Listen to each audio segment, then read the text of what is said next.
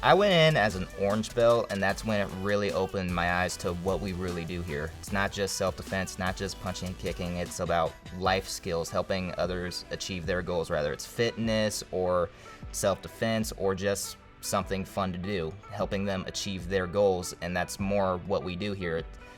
So it's almost like martial arts comes second and helping others comes first. It's basically what it felt like, and that's when it really opened my eyes when I walked into there. Hello, welcome to the Martial Arts Lifestyle. I'm James Cox. We're at episode number 88 today, and I have a special guest with me right here. So this is an up-and-coming rock star instructor, man, doing a great job, and this is Andrew DeMaris. DeMaris, yeah. Hello. And yeah, so Andrew has been with us for a while, and now he's an instructor. He has gone through all the aspects of martial arts, been on all our special teams that had some intensive training. We've gone to a lot of places, right? Taking you, to a lot of places, a lot of firsts to get some world-class instructor training and martial arts training. But man, from our demo team to our fight team to our leadership team and going through the belt ranks to get to where you are today. Just start off, let's get some value for these listeners and tell us what you think it takes to be a really good instructor. There's a lot of instructors, but we don't want to settle for average, right? We don't want to be normal, man. We got to be amazing. So what does it take, in your opinion, that you've learned to be that top-notch influence, role model, that kind of instructor? I think the main difference is why you do it. Do you do it for a paycheck, or do you do it because you want to see people achieve their goals and you want to see people improve? That's my main thing. I do it because I love it. I didn't just fall into it by accident. I love to help others, and I love to see people achieve their goals, and I saw a lot of success stories since I started here, and I'm very happy for them. I bet I can help a lot more people. Because my main thing is to help others. It's not just for a paycheck. I would do this for free, just not as much. Oh, now you tell me. Oh, just kidding. Go ahead. It would probably be like one day a week if it was free. I got you. If I did it for free, yeah. But I mean, it does help. Yeah, man, that's a good point. And you're young to be able to recognize that at your age, and that's awesome. And it's doing a service for others, and that's the whole thing. And success for yourself is helping others gain success, helping them get what they want, right, to then eventually get what you want and need. And you said mission and purpose driven, right, not just paycheck driven. So that's good that you have that, and obsessed with everyone getting real progress. So you've seen results from these people already, and that's it is powerful, right? It's like you feel yourself, so when you're so proud of them doing this. And you're doing, what do we have, about 6 classes a day? Mm-hmm. Yeah, 6. Love every single one of them. 3 and 4-year-old class, whoa, man, that's a different one. The 5 to 7, we split 2 different 8 to 12-year-old classes, a teen adult, usually a jiu-jitsu class. So 5 or 6 classes a day, 4 times a week. Mm-hmm. And then you'll get your own advanced training in on Fridays and alternate on some weekends with the other things that we do. So that's a lot, man. Well, how do you stay, motivated and upbeat in the way you need to, because every class is a new class, right? What do we say? It's your job to make that person feel that's the most important, best part of their day. If it's 30 minutes or an hour and a half, they came in here and really left sweaty, smiley, and sore, right? So how do you keep yourself going? Well, probably because martial arts has helped me. Because when I was younger, I, watched Jackie Chan movies. I never really thought of martial arts really helping people. I thought it was all about punching and kicking and just learning how to defend yourself. I never really thought of it as helping a person with their confidence, helping a person feel secure in themselves, helping a person with depression and other things. I never really thought of it that way. Then I came here, and I was very shy, very meek. I'm sure you remember that. I do. Very shy, very meek, very quiet, and now after doing it for a while, I just fell in love with it. After my very first class, just fell in love with it, kept going, and then I became very, very confident and very happy, and a lot happier. And now I basically do public speaking for a living. Yeah, right. Man, So, 2 years ago, you never would have thought, even just doing this little thing, this podcast right here, but that you would have been able to go through this and do what you're doing and speak like that. So, man, what an accomplishment! And so that's how it's helped you. And yeah, what other ways? Well, mainly just realizing that you are there not just for a paycheck, so knowing that you're not there just to get paid. So it's not like a gas station job. You're not going to care if you go into a gas station and the cashier is just like, hey, hi there. But when your job is basically to help others through martial arts and empower others, then it kind of matters if you're just like, all right, guys, here's what we're going to do. Meh. Just not happy about whatever. And that's something I definitely learned from you is whatever is going on in your life, leave it at the door. It'll still be waiting for you, because right now you're in class. Your job is to give them the best part of their day no matter what's going on in your life. So no matter what's going on, put a smile on your face, try to get progress through your students, make them happy. And that's definitely something I learned from you, from a lot of your stories of the days that you taught during the worst days of your life. Yeah, but it's not their fault, Yep, right? You got not 20 their fault. students on the floor, that are ready for the service we provide, and, things might not be the best for you right now, but get over that and do your job, and, and it does make you feel better at the end. And then you got to go deal with things, of course, and there's situations that could be extreme here or there. But yeah, man, I'm sure you've gone to those places. I see it in restaurants all the time, retail stores. And what's that saying? It's like, man, they just don't like their job.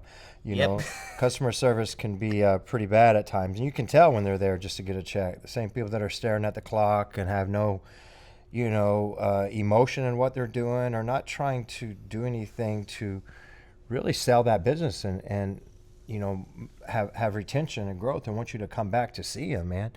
So, yeah, that's sad. But, if you're not happy, you're not happy. And there's a difference in, going to work or going to do something that makes you happy, or as you're making other people happy. Yeah. Hey, man, I love that you've gone through all of our special teams, and they're so different from one another. We have our demonstration performance team, right? That these guys are commercials for their school when they're out entertaining and performing and putting things on the line, get in front of people. I mean, we do demos for small groups, and we've done it for thousands of people, and you never know. Well, like now, once things are either, online or televised one way or other, out there forever, how many people will see that performance, right? And then we have our fight team, our competition MMA team. Will compete jiu-jitsu, kickboxing, some boxing, MMA, pancration stuff. And that's a whole different thing than demo team, because fight team, you're on your own. Now you train together as a family, as a group. We got to push each other, pat each other on the back, be sparring partners. But once you step in that ring or that cage, you and that fighter, right? And the mercy of the judges and the referees too. But and then we have the leadership team, and that's where you came from really to begin this as a career, as you went through our certified instructor training leadership team. So talk to me a little bit about those three teams and what you gained the most from it, and what can you offer from some of those benefits and values to the listeners. So we want to go first. So what about demo team? What's that all about? Demo team, it's more about putting on a show, and through very valuable martial arts, and it's very show. There's a lot of show to it. There's a lot more weapons and a lot more spinning to it, but there's a lot of, because it's demo team, there's a lot of being together, staying in unison. And it looks a lot better if you're in a crowd performing in front of thousands, possibly millions one day, and one person's just off, then it ruins the whole thing. So trying to keep them all together is very good. It looks amazing when it's like that, and I love seeing those, especially when we were in the dark and they were doing lightsabers. That was glow in the dark weapons. Yeah, that was pretty fun to watch. I was just sitting there watching the students while they were supposed to be sitting and not paying attention to the students, all just watching the demo team, just like, this is awesome. I want to do it. Right. Yeah, you got mesmerized, right? Got completely hypnotized. And so it's a lot more about being together, and it's something for the younger students to aspire to. When the white belts were looking at them, they were completely zoned in. They're just like, I want to do this one day. It's some goal for them once they reach their purple belt and beyond to eventually go to that demo team. It's a great little goal for them, and it's a great little promotion for our school when they go out and they do all these amazing things. And I hear people come up to me a lot when I'm wearing a Premier shirt and say, hey, I saw your demo team perform this at some point. How long would it take for my kid to eventually join that demo team? And I just trying to make leads and do everything.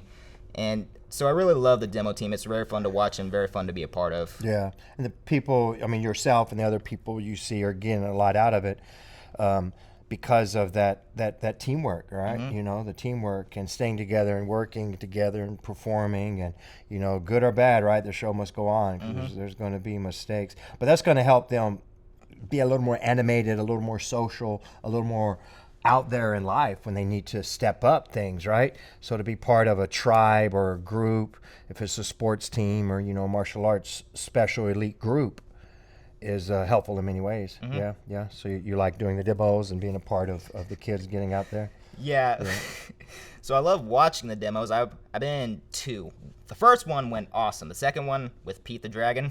Oh, I remember. So the choreography was, well, I'll skip a part. He was supposed to do a spinning back kick, and I fall down, but I forgot about that because we did not we practiced it like twice. Well, there you go. So he did a spinning back kick, and I was supposed to fall down and then stand up and go for a Superman punch.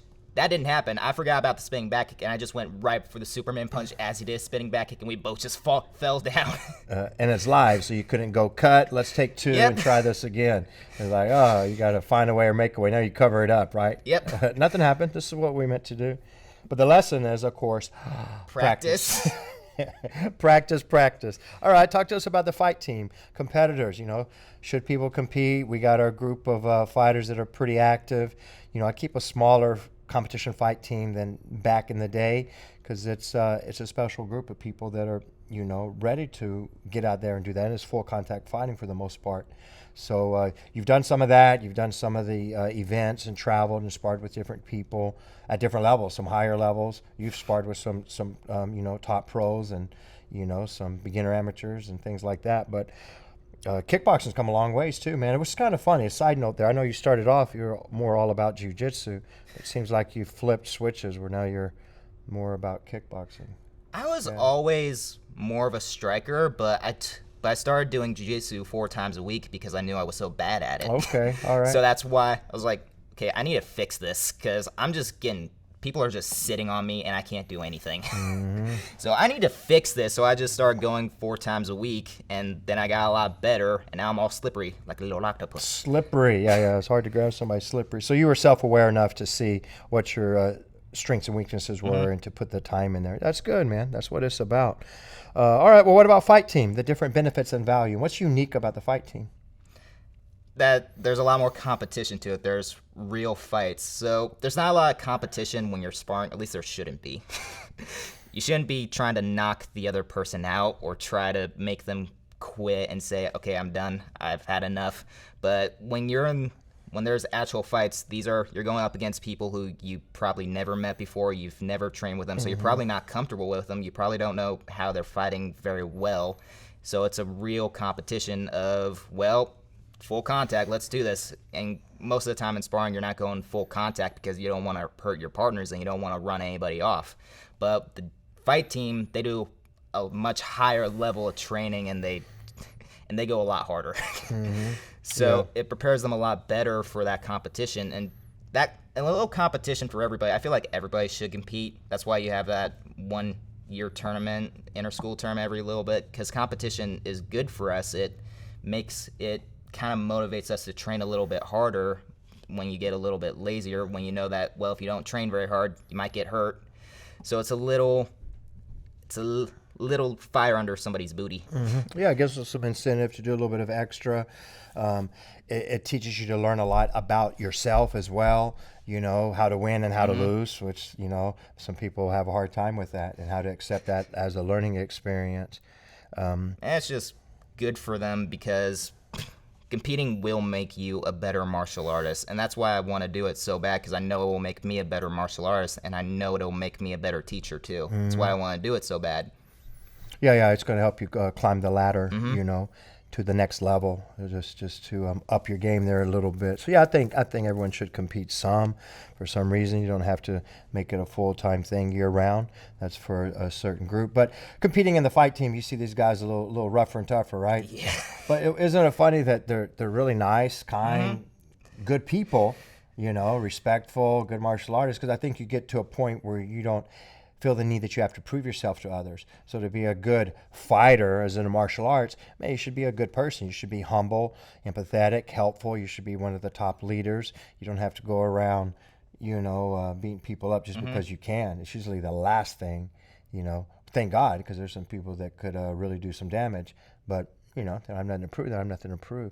But they get a little more of a warrior spirit, right? Yep. You can see it in the eyes. You can just see a little difference from a seasoned fighter versus someone doing it for a hobby. Mm-hmm. Yeah. Definitely can, especially like during classes. And you see them sparring with the other students, and they're taking it very easy. They're being very nice. They're being very helpful when they could definitely just kick that person out the window with a spinning back kick. And that comes from good coaching. And we let these guys know, that they already know, but you're at a different level. You're advanced and you have a lot of this experience. So when you're sparring with these other beginners, there's a chance for you to help mold them, to shape them, to build their confidence, get in there and work with them. But yeah, we ain't trying to be a bully and take advantage of people. There's too many bullies as it is. We got demo team, we got fight team. Where you came from to step into this was our leadership team, the certified instructor training. That's a cool course that we do. We're doing one right now, man. I see a lot of potential with this group of kids, teenagers, even a couple of adults. So what's up with the leadership team? What did you learn from that? I went in as an orange belt, and that's when it really opened my eyes to what we really do here. It's not just self-defense, not just punching and kicking. It's about life skills, helping others achieve their goals, whether it's fitness or self-defense or just something fun to do, helping them achieve their goals, and that's more what we do here. So it's almost like martial arts comes second and helping others comes first. It's basically what it felt like, and that's when it really opened my eyes when I walked into there. And that's really what I gained from it. It opened my eyes and it made me realize, okay, here's what I need to do a little bit differently, and here's how I need to change my mindset on how I want to teach in the future. And that's really good because, like I said, it's where I started as potentially getting a job here, and a lot of other people are probably going to go through there with the hopes of becoming an instructor one day. But even if you don't want to become an instructor one day and you're just doing leadership training just because it teaches you very valuable skills that you will take with you for the rest of your life, like public speaking. That was something I needed a lot of help with. Confidence to speak in front of crowds, and just being a good leader, making sure being the good leader in a crowd, like at school, not cheating and trying to help lead others to go the right direction. So learning a lot of leadership skills will also be very valuable, especially if you use those leadership skills for the betterment of others. Yeah. To have some systems and steps of how to be a better leader, and then to role play some things, because we also do some role playing and some, drills or games on all of that. So that stuff's important. Yeah. What else you got to say, man? As far as anything else here for the listeners and teaching, the things that you've seen and do, these special teams. Yeah, and what's your future goals? What's next? To retire you. Oh, to retire? Are you going to take my job? Okay, all right. In the nicest way possible. Just like one day he deserves to rest. He works too hard. Just one day, say, hey, Andrew, here's the keys. Have fun. I trust you. Right. Yeah. One day, but that's for way down the line. Yeah, way down the line. Well, what you're saying there is that you want to be able to, run your own martial arts school, right? Yeah. To manage on, to just be able to grow from there. Well, you got a lot of time. Yes. Yeah. Right now, goal is black belt. And then after that, second, third, and fourth degree, to then eventually take your job. Okay, all right, Possibly man. your car. Let's go. Oh, the car too, huh? All right, yeah. Well, I might be ready to sell it by then. So. We'll see how that goes, Andrew. Good goals. Got to set the goals. All right, my man. Anything else? There are going to be days where you just don't want to train, and there are going to be days where you're just not motivated, but keep doing it, keep pushing yourself, and remember how it has helped you in one way, shape, or form, whether it's fitness or through self-defense, whatever your goals are. There are going to be days, no matter how much you love martial arts, there's going to be days where you just don't want to do it. Keep pushing yourself and have the discipline to keep pushing yourself and keep bettering yourself. Yeah, no, I'm glad you said that. Yeah, you're right. And it's like that if you're going to the gym, if you're waking up and going to school or work, or you need to play a sport or eat the right food or whatever is going on, it's time to come to class. And there's so many challenges and distractions that we could have, or things we feel at that moment may be better to do. But when you can get through those hard days and actually do that workout or go to that class or accomplish that task, you're going to feel a lot better, because it's easy to do something when you're motivated and want to do it, right? You're hungry, you're ready. But to do something that is good for you when you don't really feel like it. Now, that's the self-discipline. You made yourself do it. But, yeah, I mean, you got to have certain cues and things. I know to me, it's magic when I tie my belt. I could be in a bad situation and boom, tie my belt, and it's go time. Let's do this, So it's like in self-defense, You never know when or if something could happen. What if it's the worst day of your life? Someone breaks in your house and boom, right out of nowhere. You better be ready to flip a switch, so we can practice handling some of that adrenal stress and, just have fun with what you do. You're going to get out what you put in it. So you better get your butt to training and make it happen. You'll be glad that you did. You won't regret it later, right? Yes, sir. Yeah. All right, young man. Well, thanks. I appreciate you on the show. Keep doing what you do, and we'll get back to you and make some magic happen. And I'll let you know about that retirement and that car. But all right, guys, stay tuned to all of these podcasts and follow our YouTube channel, James Cox Martial Arts. Thanks.